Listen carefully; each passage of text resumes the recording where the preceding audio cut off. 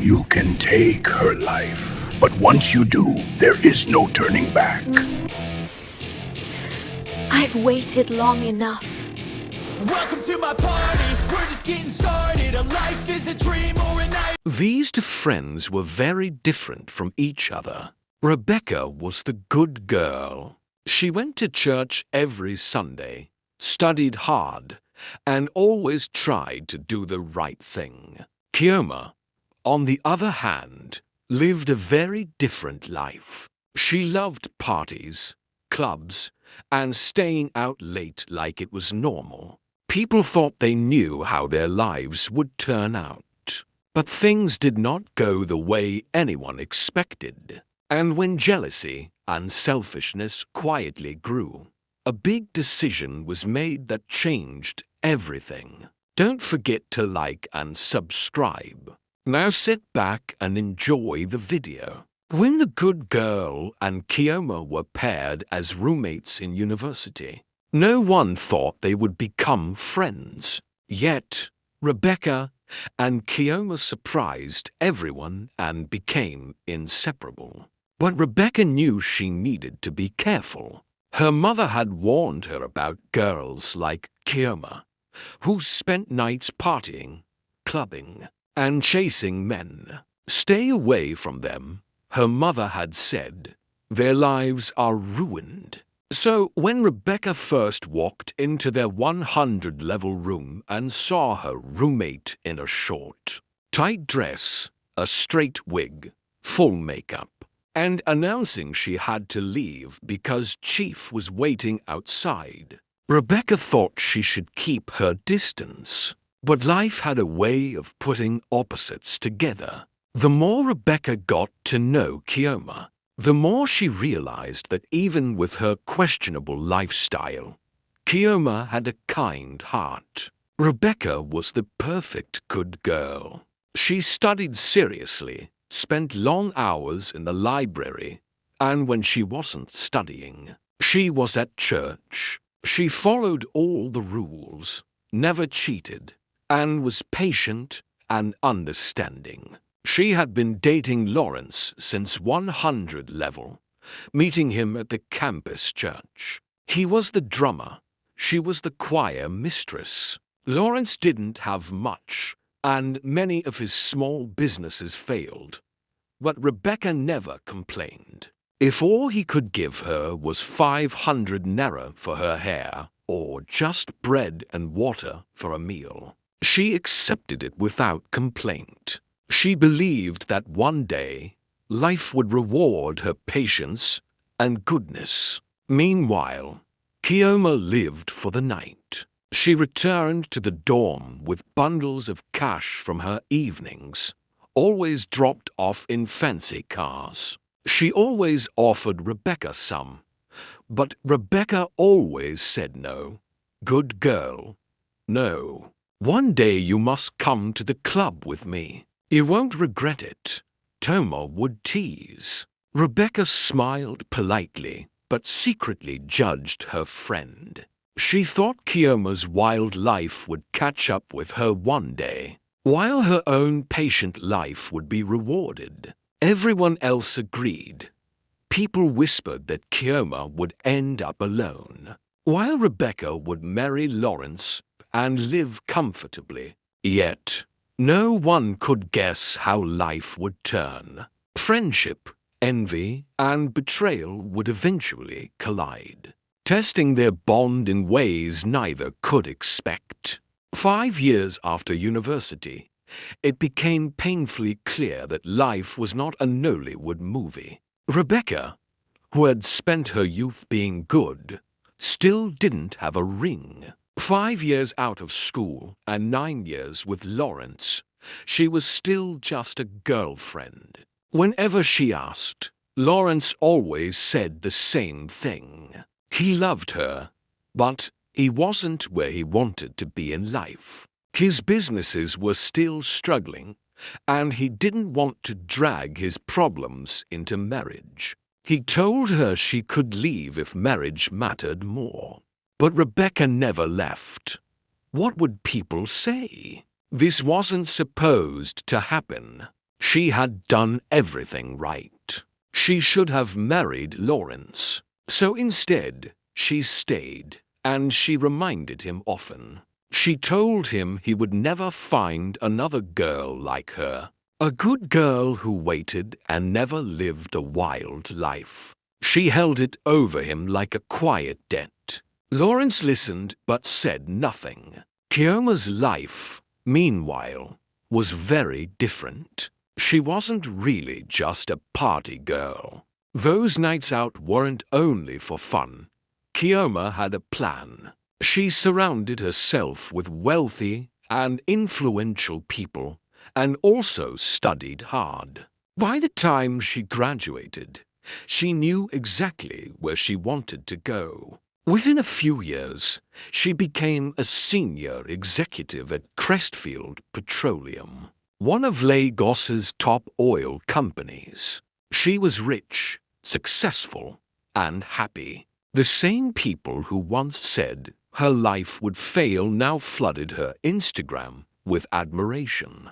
But she and Rebecca stayed close. In fact, Chioma helped Rebecca get a job at Crestfield too, but only as a secretary. Rebecca's CV was thin, while others were getting certificates and skills. She had spent her time in church and waiting for Lawrence. Still, the job paid well, and Rebecca was grateful. Working at the same company made them even closer.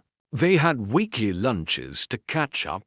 But if Rebecca was honest, every story Chioma told about promotions, projects, and success made her feel something dark inside envy. She tried to hide it, but it never fully went away. Her only comfort was that Chioma had no man. To Rebecca, marriage mattered more than money. Even if Chioma had the career, the bags, the wigs, and the vacations, Rebecca still had a man. That thought made her feel ahead. She didn't know this comfort was about to disappear.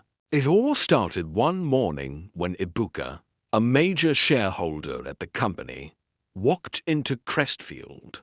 Chioma and Rebecca were leaving the building for lunch. They didn't see him, and Chioma bumped into him. Her handbag fell, spilling its contents. Before she could react, Ibuka dropped to help gather her things. When he stood, their eyes met, and he froze. Chioma was stunning. Ibuka smiled and said, "I was going to apologize, but now I'm not sure I want to. If this hadn't happened, I wouldn't have met such a beautiful woman." Chioma raised an eyebrow. "So you're not saying sorry?" Ibuka smiled wider. "How about I make it up to you by taking you out to dinner tonight?" Chioma laughed softly and agreed. He collected her number, thanked her, and walked away. Chioma smiled to herself, not noticing the dark and angry look on Rebecca's face. From that day, everything moved very fast. Ibuka chased Chioma openly and confidently. Flowers arrived at the office almost every week. Designer handbags followed. Jewelry and expensive gifts showed up like they were nothing. Rebecca watched everything quietly. Each gift made her chest feel tight. Each smile on Chioma's face made her feel smaller inside. She laughed along, nodded, and acted happy for her friend. But inside, something ugly was growing. One afternoon, during their usual lunch, Rebecca noticed a large diamond shining on Chioma's finger. She almost choked on her drink. "Is that an engagement ring?" she asked, her voice shaking. Chioma smiled brightly.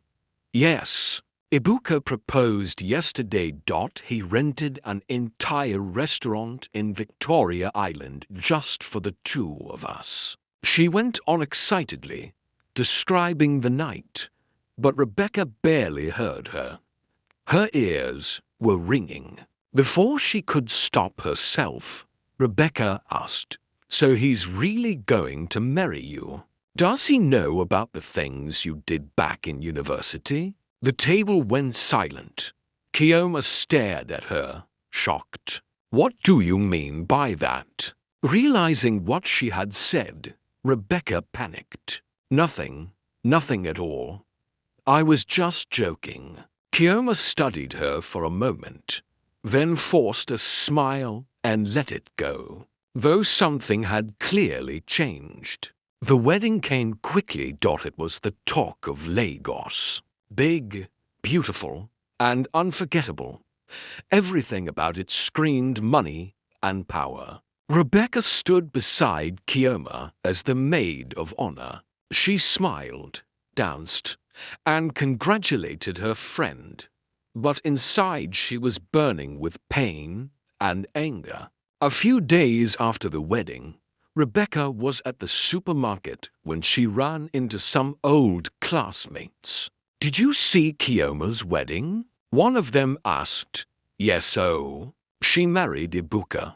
That wedding made sense. Real power couple," another replied. Then someone asked, "What about Rebecca? Didn't she marry Lawrence?" They laughed. Almost 10 years together and still no ring. Those words broke something inside Rebecca. She dropped her basket and rushed out of the store, her heart beating fast. This was not fair. This was not how life was supposed to be. Chioma had taken the life that should have been hers. Through quiet whispers at the salon she often visited, Rebecca first heard about a man named Babotti. Women spoke in low voices while hair dryers buzzed around them.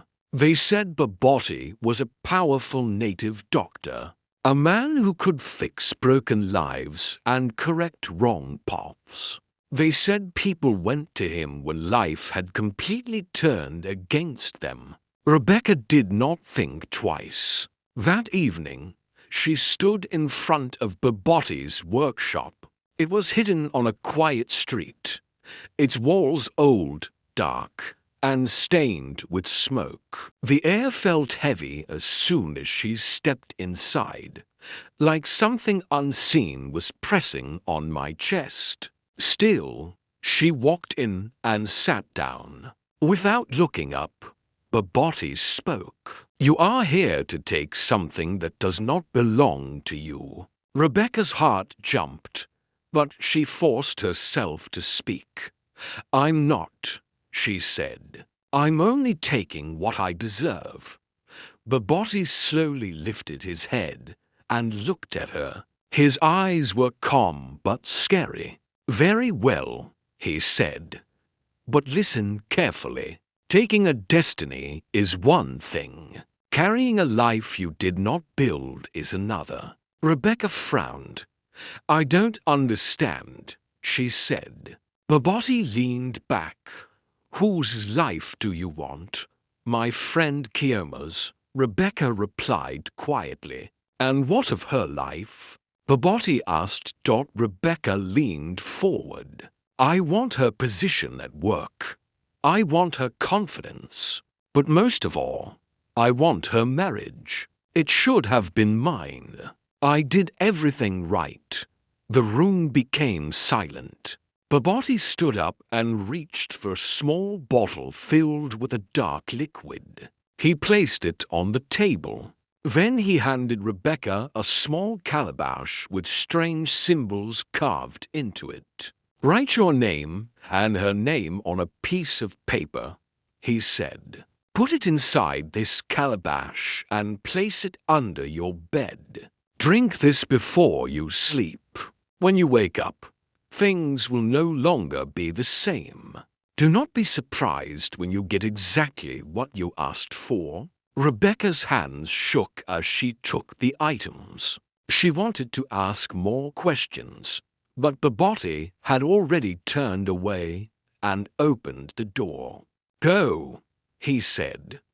That night, Rebecca sat on the edge of her bed, staring at the calabash. For a moment, doubt tried to stop her, but then she thought of Chioma's marriage, her success, her easy life. Her heart hardened. She wrote both their names, folded the paper, and placed it inside the calabash. She slid it under her bed. Then she lifted the bottle, closed her eyes, and drank. The liquid burned her throat. A few moments later, sleep pulled her in. And that is where part one of their destinies truly ends. Rebecca has made her choice, and her life is about to change forever. If you want to see what happens next, how Rebecca and Chioma's destinies collide, and the price Rebecca must pay, make sure you like, subscribe, and don't miss the next part. Leave a comment and tell us what you think. Your support helps us create more powerful stories like this.